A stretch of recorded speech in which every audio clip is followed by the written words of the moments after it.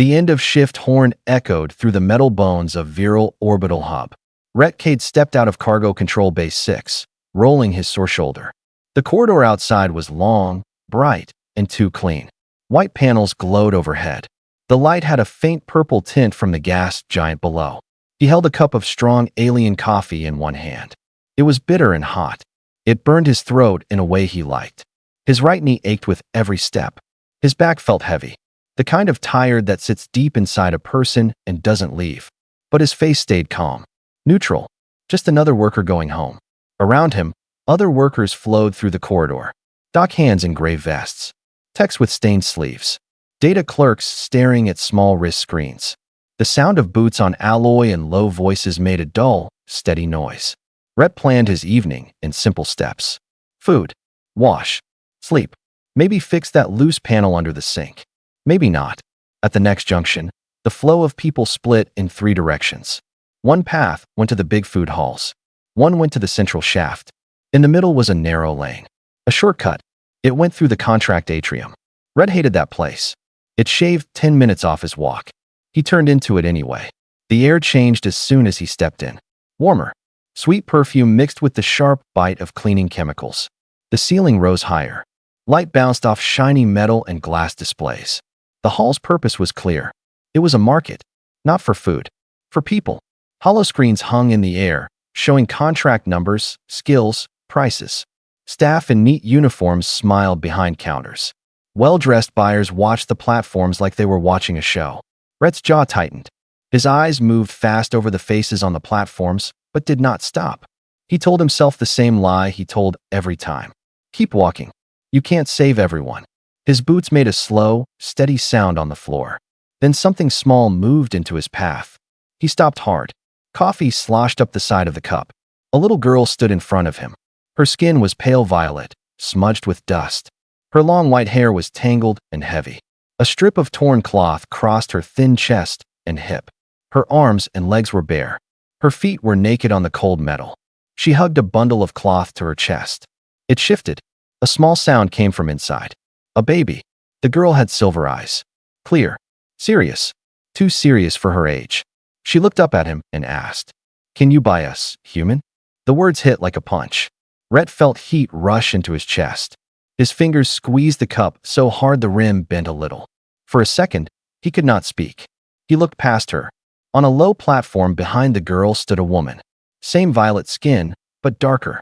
It had the tired look of someone who had seen too many artificial lights and not enough sun. Her white hair was long too, half braided, half loose, beads missing from old patterns. She wore a thin, transparent wrap. It clung to her body in the warm air. A metal band circled her wrist. A steady blue light ran around it. Contract.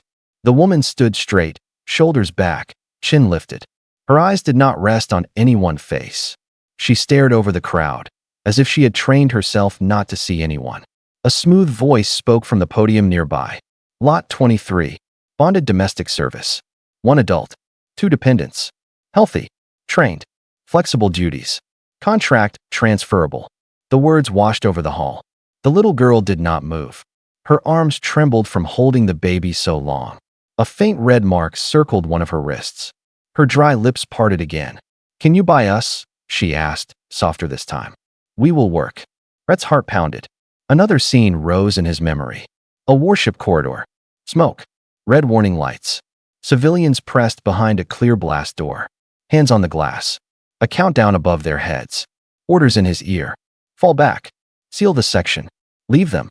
He had walked away then. He had told himself there was no choice. His jaw clenched now until a muscle jumped in his cheek. He looked at the girl. At the baby. At the band on the woman's wrist. At the watching crowd and their lazy interest. This time, there was no commander. No order. Just a question hanging in the warm air of the atrium. "Are you going to walk past another door, soldier?" Rhett took a slow breath. "Move behind me," he said quietly to the girl. She searched his face for a long heartbeat. Then she nodded once and stepped aside, close enough that her thin arm brushed his leg. The baby whimpered in her grip. Rhett turned toward the podium. His boots sounded louder now. He walked like a man heading into a fight he had already chosen. Rhett walked toward the podium with slow, controlled steps. The crowd felt the change in the air. People shifted aside, leaving a clear line between him and the caller's stand. Conversations softened. Even the sales screen seemed quieter. The caller, a tall man with bright trim on his jacket, put on a smooth smile as Red approached. He was used to buyers who were nervous, confused, or eager. But this man didn't look like any of those. His face was hard and still, like he had already made up his mind. Evening, the caller said, voice cheerful. You have good. How much to enter contract? Red asked. The smile froze. Transfer? The caller asked quickly. You want ownership transfer? Very simple. No, Red's voice stayed flat. Full release. Band off. Name cleared. A few onlookers murmured. Full release wasn't normal. It was expensive, and it didn't benefit sellers. The caller blinked twice, calculating how to respond. Sir, full termination includes compensation fees, training charges, medical coverage, processing. It's how much? Rhett repeated. The caller glanced at Rhett's collar, noticing the small metal pin from military service. Then he looked at the way Rhett stood, centered, balanced, ready. Not a man to argue with. So he said the number. It was high. Rhett didn't react. He simply shifted his coffee cup to the edge of the podium and pressed his thumb to the payment pad. The screen lit up. ID request. Code entry. Balance check. A heavy red number flashed as a large chunk of his savings vanished. Nearly a month of hazard pay. Gone in seconds. It hit him like a punch to the gut, but he didn't pull his hand back. He remembered broken doors, sealed blast walls, screams behind glass, things he could not undo. This he could do. The payment confirmed with a sharp beep. A guard stepped forward, unlocked the glowing band on Sarah's wrist, and let it fall.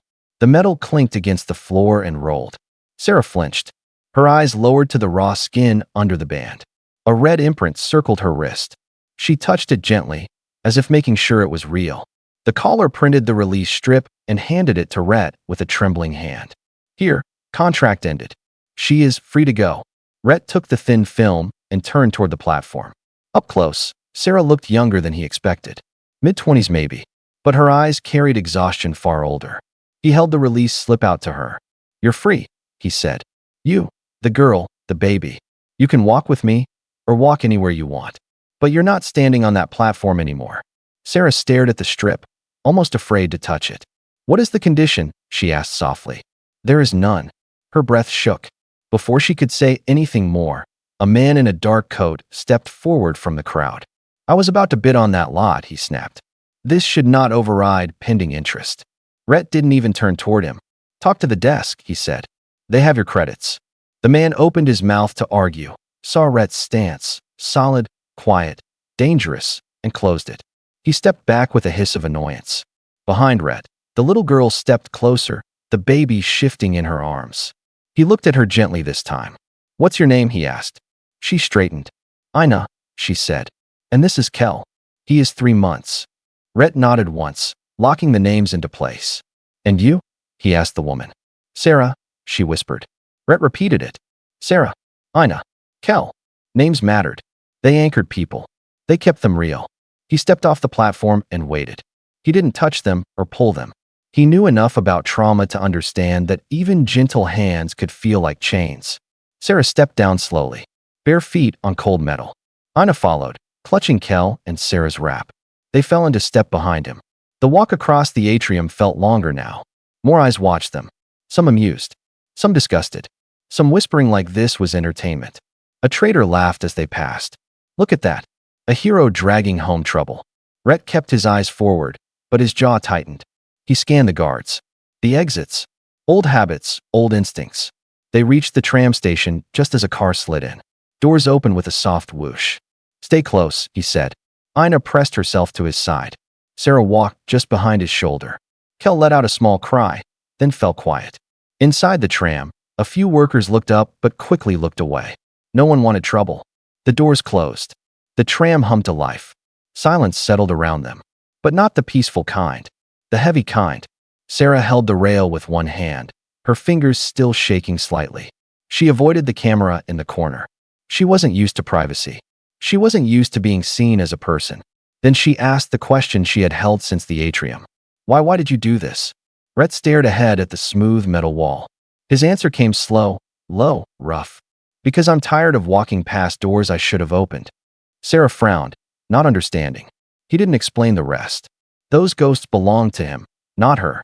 The tram slowed, lights shifting. The next level awaited. Rhett squared his shoulders. He had walked away from the blast door years ago. This time, he wasn't walking away. The tram doors opened with a soft hiss, letting in cooler air from the lower levels of Viral Hub. The lights here were dimmer, warmer, almost golden. The crowd was lighter too, just a few night shift workers heading home with tired steps. Rhett walked out first. Sarah followed, holding Kel close against her chest. Ina stayed close to Rhett's leg, her fingers curled in the fabric of her new sleeve, as if she feared she might float away if she let go. They moved down a narrow walkway that ran beside a slow-moving canal beneath them. The water shimmered with reflections from hanging lanterns made of cheap metal. The gentle drip of condensation from pipes filled the air. Rhett stopped in front of a plain door halfway down the row. A tiny numeric panel blinked green when he pressed his wrist chip to it. The door slid open. Warm light spilled out. The smell of old coffee and worn fabric drifted from inside. The small living space was simple but lived in. One bed against the far wall, a couch beside the window, a small kitchen unit with a single cooking plate, and shelves filled with tools and spare parts. No decorations, no flowers, no photos. Just a room made for survival, not comfort. Rhett stepped inside first, then turned to them. "It's not fancy," he said, almost apologetic. "But it's safe. And the lock only opens for me." Ina took a step inside, slow and cautious, her eyes scanning every corner. Her feet made soft tapping sounds on the metal floor. Sarah stood at the threshold for a moment longer. The warmth inside the apartment touched her skin, and she almost didn't know how to react. Warmth was unfamiliar after days of cold floors and bright lights. "Come in," Rhett said gently. She finally stepped inside. The door slid shut behind her with a light click. She flinched. Rhett noticed immediately. "It won't lock you in," he said.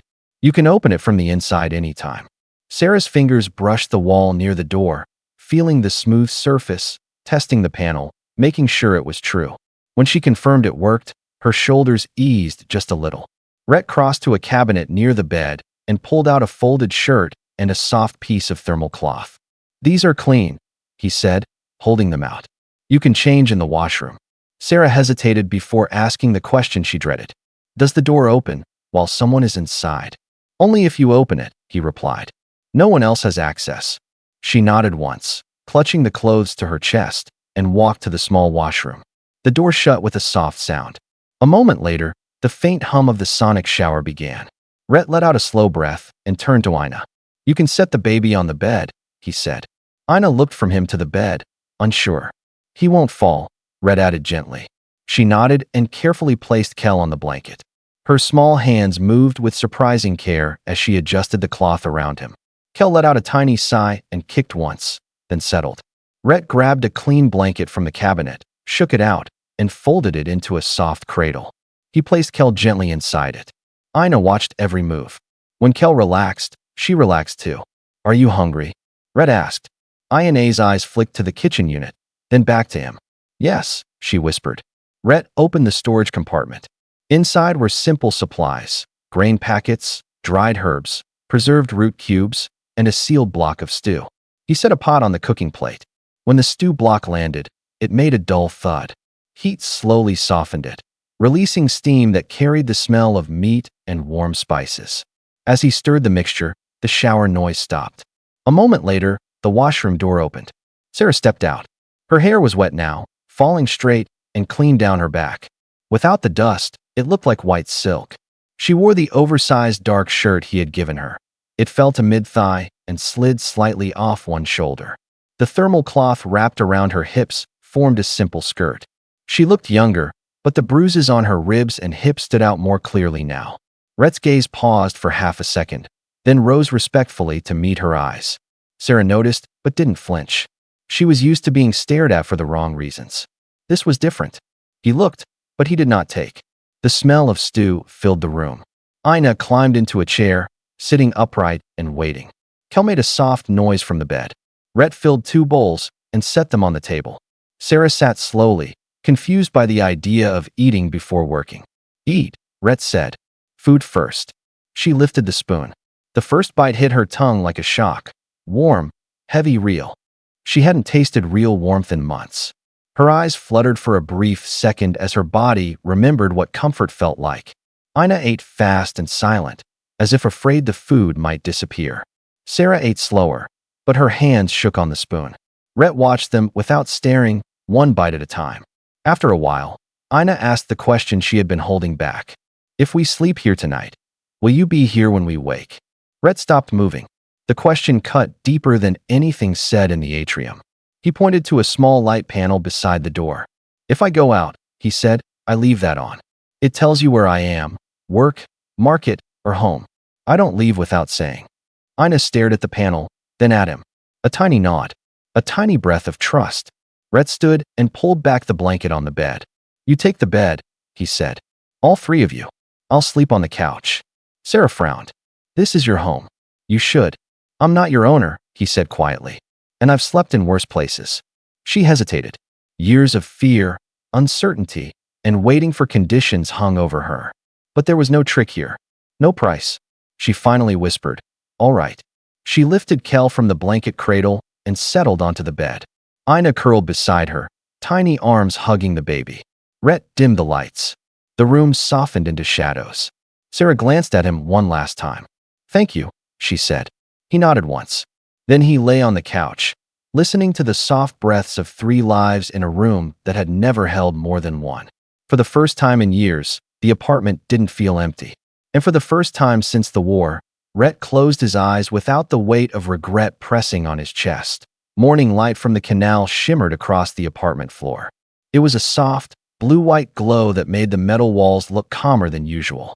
Rhett stretched slowly, feeling every muscle in his back protest. The couch wasn't comfortable, but it was familiar. He had slept on worse during the war. He sat up quietly. Sarah and the children were still asleep on the bed. Ina was curled into a small ball, her tiny arm wrapped protectively around Kel's blanket. Sarah lay on her side, hair spilling over the pillow, one hand resting lightly on her son's back. For the first time, there was no fear etched into her face. Just tired peace. Rhett looked at them for a moment, then turned to the kitchen. Time to start the day? He boiled water and poured grains into a pot. The warm smell spread through the room. As he stirred, he heard a faint shift behind him. Sarah was awake. She pushed her hair back, blinking in the morning light. You didn't wake us, she said softly. You needed sleep, Rhett replied. Ina sat up suddenly, eyes wide. Is it morning? Yeah, he said. Food's almost ready. Sarah stood, adjusting the oversized shirt around her shoulder. She walked slowly, testing the stability of her legs. Days of hunger had made her weaker than she admitted. Rhett turned off the heat. We'll eat, then we go out, he said. Ina paused halfway through getting out of the bed. Outside, she asked. Yes, he said. You need clothes. Proper ones. Shoes. And food that isn't just grain packets. Ina crossed to the table and sat. Sarah hesitated. You don't need to buy things for us. You need them, he said, simple and direct. That's enough. She lowered her gaze and took her seat. They ate quietly. Warm food filled their bodies, pushing out the cold that had lived inside them for too long. After breakfast, Sarah rewrapped Kel in the thin blanket and lifted him onto her shoulder. Ina put on the clean tunic from the night before. Rhett grabbed his jacket. Stay close, he said gently. Sarah nodded. Ina slipped her hand into Sarah's. Kel made a small noise, then settled again. They stepped outside. The corridor buzzed with workers moving toward the morning shifts. The smell of frying root, cleaning chemicals, and metal filled the air. Rhett walked in front, clearing a path. People stared. Some looked curious, some judgmental, some annoyed, some quietly sympathetic. Sarah kept her head down, her steps small and careful. Ina pressed closer, her fingers gripping tighter whenever someone looked too long. They reached the lift and rode up to the main plaza level. The doors opened to a different world. Bright stalls, hanging banners, food carts steaming with fresh spice, racks of recycled fiber, clothing hung in long rows. Ina's eyes widened. Not with joy, with shock. She had never seen so many things in one place. Sarah stayed close to Rhett. The colors and noise were overwhelming. After days trapped on platforms and locked halls, open spaces felt unreal. Rhett guided them into a clothing stall with sturdy jackets and warm fabrics. The shopkeeper, a stocky middle-aged man with rolled-up sleeves, nodded at Rhett. Looking for something? He asked. Warm coats. For all three, Rhett said. The shopkeeper looked at Sarah and the children. He didn't smile or stare. He simply pointed to the correct rack. Sarah stepped forward slowly. She touched a thick gray coat. The fabric was soft. Real warmth. She ran her fingers along the sleeve as if trying to understand the feeling. You can pick it, Rhett said. It's expensive, she whispered. Pick it anyway. After a long pause, she lifted the coat and held it to her body. It reached her knees. It fit well enough. She helped Ina try on a dark blue jacket. Ina tugged the sleeves, then pressed her face into the soft fabric. I like it, she said, barely above a whisper. Then it's yours, Rhett replied. For baby Kel, Rhett chose a thick thermal sling so Sarah could carry him safely. He adjusted the straps around her shoulders, making sure the weight was balanced. You know how to do this? Sarah asked quietly. Learned from helping with a teammate's kid, Rhett said. Military barracks weren't calm places. Babies cried. Soldiers adapted. Sarah nodded, holding Kel a little tighter. At the counter, Rhett paid without checking the total. Sarah saw the price flash. Her breath caught. She started to speak, then closed her mouth. She didn't know how to accept kindness that didn't demand anything back. They walked back into the plaza. A food stall released a wave of warm grain and fruit-sweet scent. Ina stared at it long enough that Rhett stopped. You want one? She looked at Sarah first. Sarah nodded. Rhett bought 2 bowls, one for Ina, one for Sarah. Both held their bowls like gifts from another world. They ate slowly, savoring every bite. But peace never lasted long. A man in a gray work uniform passed by and gave Sarah a long, cold look. His eyes lingered on her coat, on Kel and his sling, on Rhett walking beside her. Sarah stiffened immediately. Her hand tightened on the bowl. She lowered her head like she was preparing for punishment. Rhett stepped slightly closer to her, shielding her from the man's view. You're fine, he murmured. He can look. That's all he can do. Sarah swallowed hard. People don't like seeing indentured ones walking free. They don't decide your life, Rhett said. And they don't decide mine. After a moment, she nodded slowly. When they finished eating, Rhett turned to them. One more thing before we go home, he said. Registration office. Sarah froze. Why? To confirm your contract release, he said calmly. So no one can claim ownership again. The fear in her eyes changed to understanding, then to something like relief. They took the lift down to a narrow hallway with clean floors and glowing white screens. A clerk behind a glass panel looked up as they approached. Verification? She asked. Rhett slid the release slip through the slot. Name? The clerk asked. Sarah, she whispered. No family name. And the children? Ina and Kel. The clerk typed quickly. Her expression remained neutral. Release confirmed, she said at last. No outstanding claims. Status free. Sarah closed her eyes. It was the first real breath she had taken since she stood on the platform.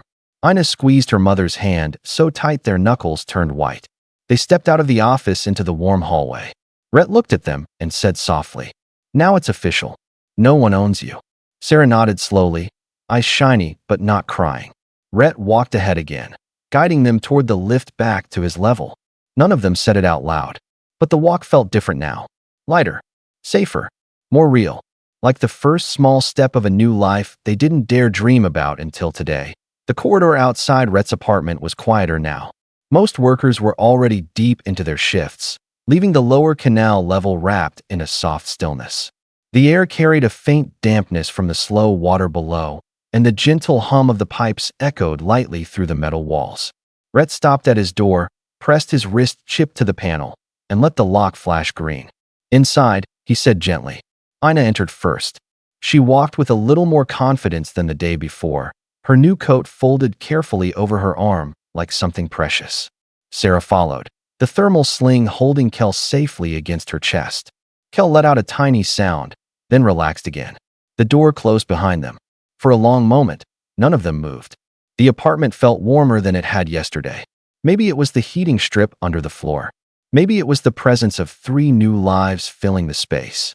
Let me put these away, Rhett said, lifting the food bag they bought earlier. He placed it on the kitchen counter and started sorting through supplies, grain packets, fruit squares, warm bread slices wrapped in simple paper. He worked quietly, with the calm precision of someone used to order and routine.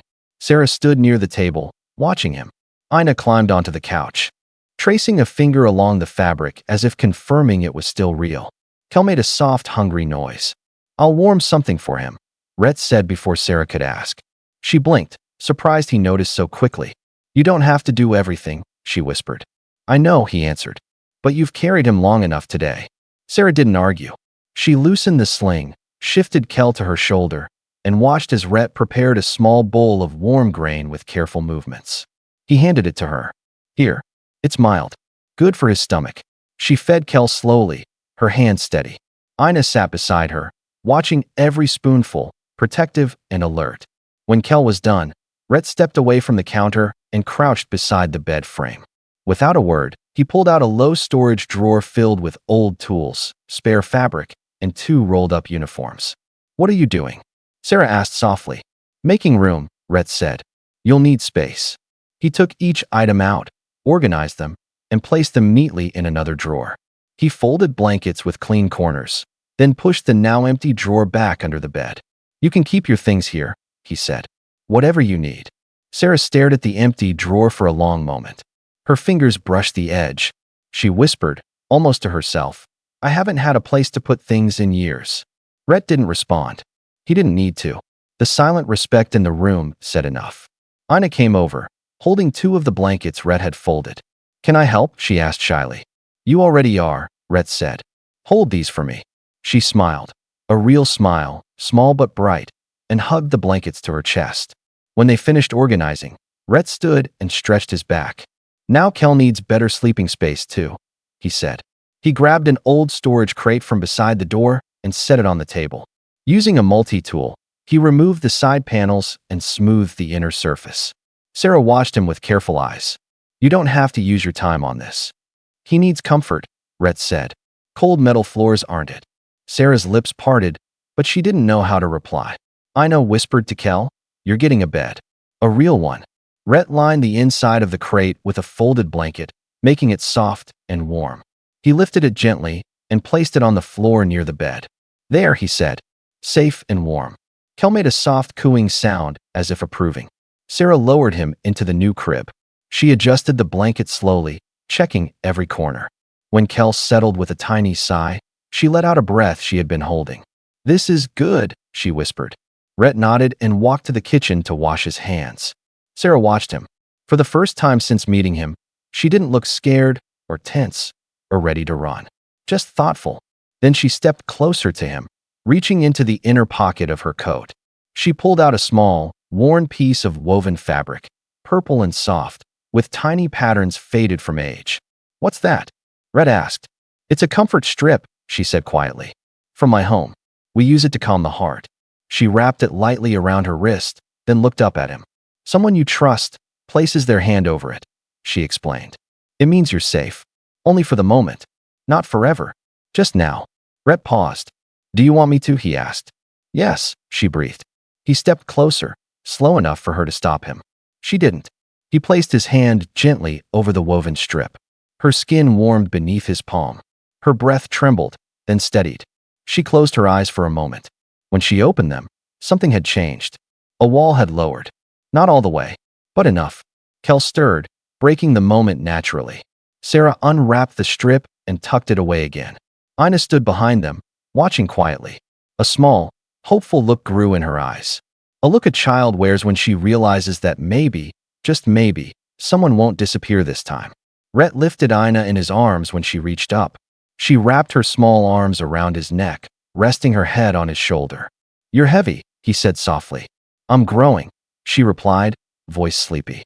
Sarah watched, her posture softening, her breathing easing.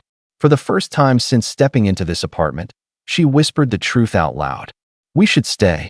Rhett looked at her across the quiet room. "Then stay," he said. "No pressure. No demand. No condition. Just a place. Just time. Just choice." Sarah nodded slowly. And for the first time in a very long time, she felt something warm settle inside her chest. A sense of belonging. The next morning began with a soft hum from the heating strip under the floor. Light from the canal reflected through the window, leaving a faint ripple of blue across the apartment walls. The room felt different today, warmer, fuller, alive. Rhett was already awake. He stood by the kitchen unit, grinding a handful of frozen seed for coffee. The slow, steady motion helped him think.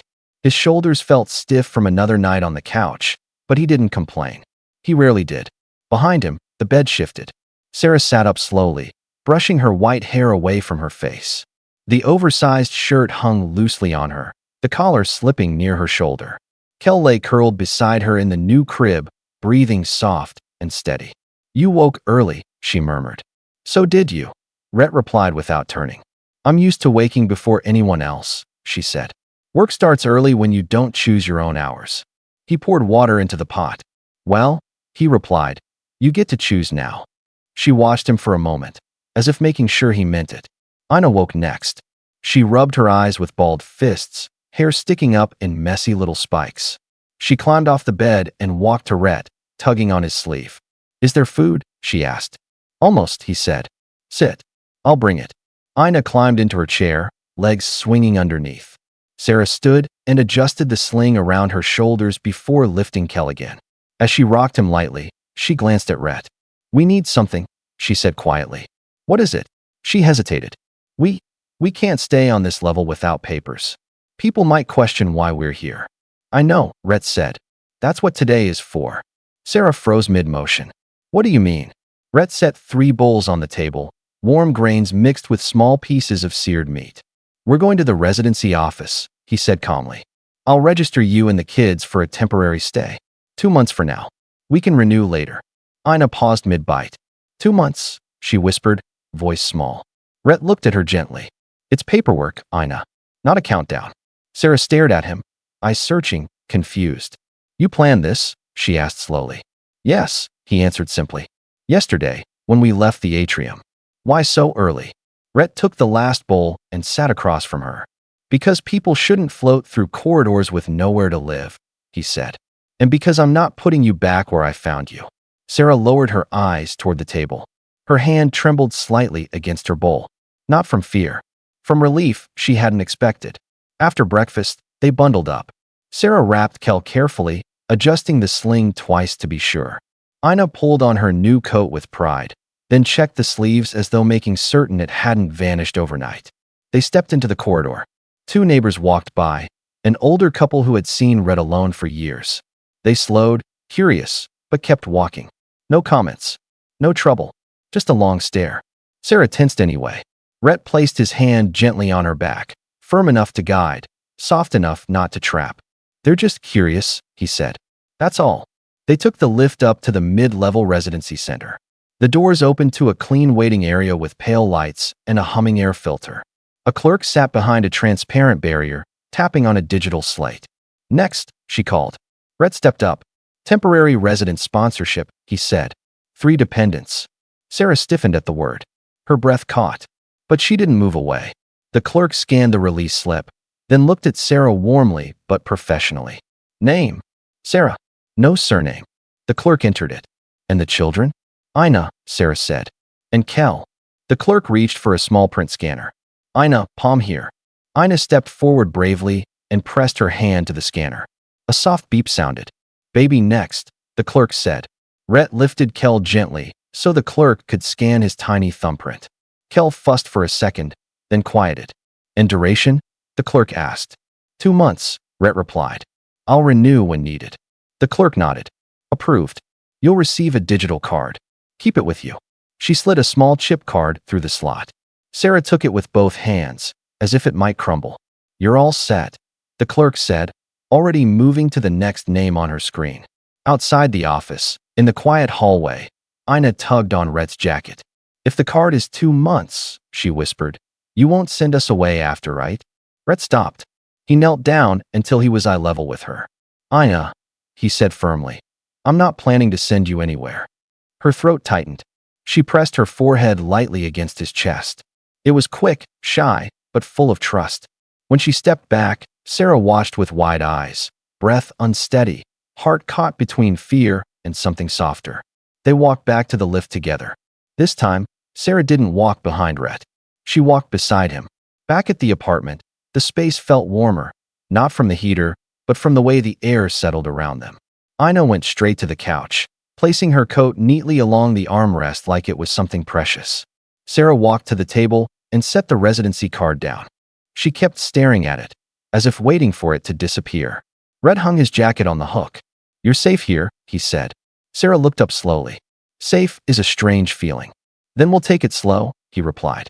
Sarah reached out and touched the residency card again, fingertips brushing its smooth surface. "This means we stay," she whispered. Rhett stepped closer, not crowding her, just enough for her to feel his presence. "It means you're not leaving unless you choose to." Sarah took a long breath, steady, deep, real. Ina came over, climbing onto the chair beside her. "Does this mean we have a home now?" she asked. Sarah looked at Rhett. He didn't hesitate. "Yes," he said. "It does." Sarah exhaled, and her shoulders finally dropped. The weight she had carried for months, maybe years, slid off piece by piece. For the first time, the apartment didn't feel borrowed or temporary. It felt like theirs. Not forever. Not yet. But for today, and maybe tomorrow. And in their world, that was already a miracle. The evening cycle settled over the canal level like a warm blanket. The overhead lamps dimmed to a soft amber glow, reflecting off the slow-moving water outside the window. Inside the apartment, the air felt still in a peaceful way, not an empty one. Rhett finished sealing the last edge of the small crib he'd been reinforcing for Kel. The heat strip made a quiet clicking sound as it cooled. He stepped back, inspecting his work. "It'll hold," he said softly. Sarah stood a few steps behind him, Kel resting against her shoulder. She watched Rhett carefully, not out of fear, but with a quiet recognition she hadn't allowed herself to feel before. "Everything you build," she whispered, "you build strong. It's supposed to last," he said. "You all deserve that." Ina knelt beside the new crib and tapped the blanket inside. "It's soft," she said proudly. "Kel will like it." Kel stirred as if answering. Ina giggled. Rhett walked to the sink to wash his hands, the faint smell of metal and citrus soap rising in the warm air. When he turned back, he found Sarah watching him again. Her eyes didn't look tired this time. They looked calm. She stepped closer. "Earlier," she said quietly, "you said we're safe here." "That hasn't changed," Rhett replied. "I know." She hesitated. "But I need to ask something more." He moved closer, letting the space shrink between them without pressure. "What is it?" Sarah shifted Kel slightly, holding him in one arm while her other hand rested against the table. "When you brought us out of the atrium, did you already think we might stay longer than one night?" Rhett didn't dodge the question. "Yes." Sarah blinked, caught off guard. "You decided that fast?" "No," he said gently. "I decided the moment I saw you weren't going back." Her breath caught. Not with fear, with something warmer. Ina climbed onto the couch, pulling her coat over her small body. She curled up, eyes heavy with sleep. "Rhett," she murmured, voice soft and fading. "Don't leave while we sleep." "I won't," he said instantly. She nodded and drifted into dreams. Sarah watched him from across the room, her expression shifting. Something tender, something uncertain, something hopeful. She walked toward him, slow, careful, as if moving through a memory she wasn't sure she was allowed to touch. "There is one more thing," she said quietly. Rhett stood still, giving her the space to speak. She placed her free hand just below her ribs, fingers pressing lightly against her abdomen. "My body, it has changed in the last days," she whispered. "At first I thought it was stress. But it's not." Rhett's eyes softened. "You think?" "Yes." Her voice shook. "I think I'm carrying another child." Silence filled the apartment. Not heavy, not shocked, just real. Rhett stepped forward slowly until he was right in front of her. Sarah didn't pull away. She didn't flinch. She didn't hide. He placed his hand gently over hers where it rested on her stomach. Her breath trembled, but she didn't move.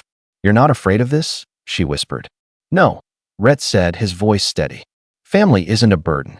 Her eyes glistened, not with tears, but with something deeper. Something she hadn't felt in a long, long time. "Someone once told me," she whispered, "that people only help when they want something back." "Then they never helped," Rhett said. Sarah let out a soft, shaking breath. Slowly, very slowly, she leaned her forehead toward his. He accepted the touch without pulling her closer, without rushing the moment. Just a quiet meeting of two tired souls finally allowed to breathe. When she pulled back, her eyes were clearer. "Then we stay," she said softly. Not because we must, but because we want to. Rhett nodded once. Good. They stood there, not touching anymore, but not needing to. The room felt different now, warmer, deeper, anchored. Kel stirred again. Sarah kissed the top of his tiny head and placed him gently into the new crib. He settled instantly, comforted by the warmth and the soft blanket. Ina's quiet breathing filled the quiet space. Sarah looked around the apartment slowly. The tiny couch, the old table, the narrow bed, the walls warmed by soft canal light. She touched the gentle woven comfort strip in her pocket, the one she had let Rhett place his hand over. This place, she said softly. This is the first time it feels like ours. Rhett nodded. It is, he said. No hesitation. No uncertainty. Just truth. She stepped closer again, this time without fear or doubt. Rhett, she whispered, what do we do now? He looked at her, really looked at her, and answered with quiet certainty. Now we build a life. Outside, the canal lights rippled like stars across water. Inside, a new family stood at the edge of something they never thought they'd have. Safety, belonging, and a future they chose together. And for the first time, none of them felt alone.